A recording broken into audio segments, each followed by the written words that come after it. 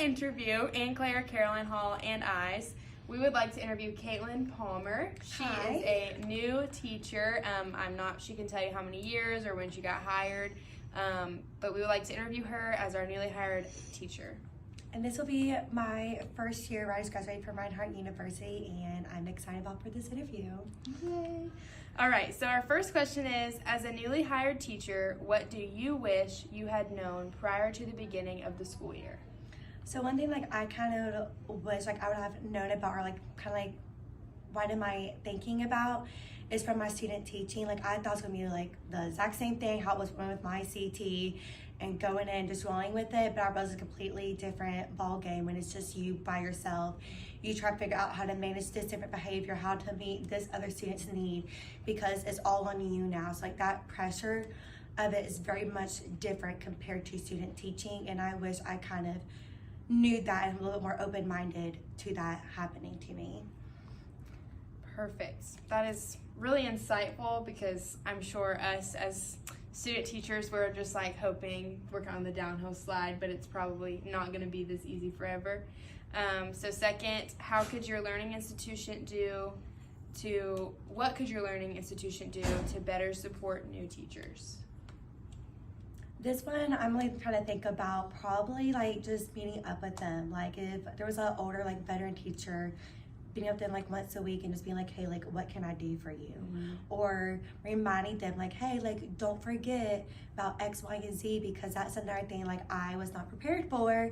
You have so many other things besides just teaching. You have grading, filing papers, communicating to teachers, so that there's this big umbrella of things where I feel there could be with the mentors, or even just with the county, having someone really just feed into you, so a little bit of extra love in those areas where you might get overwhelmed with as a new teacher, because it's all new to you, especially with the curriculums that are coming out that is very new.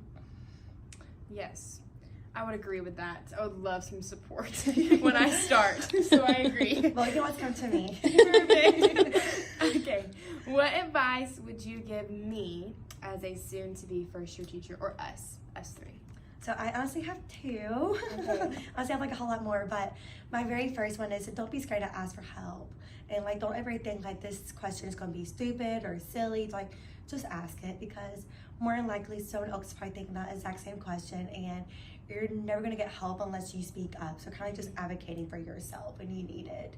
And then my other one is you are going to have bad days, and don't let those days define if you're going to continue in this career. This career is hard, but there is so much joy that comes out of this career, and I think it's so important to highlight that joy and celebrate those joy moments.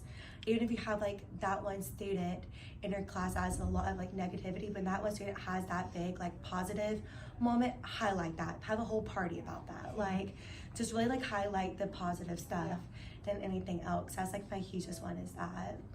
Yes. And the other one too, I said, I have a pocket full of Perfect. advice. We'll talk later. Yeah, I have so many. But I have one more, because I'm kind of bad about this. Don't compare yourself to other teachers.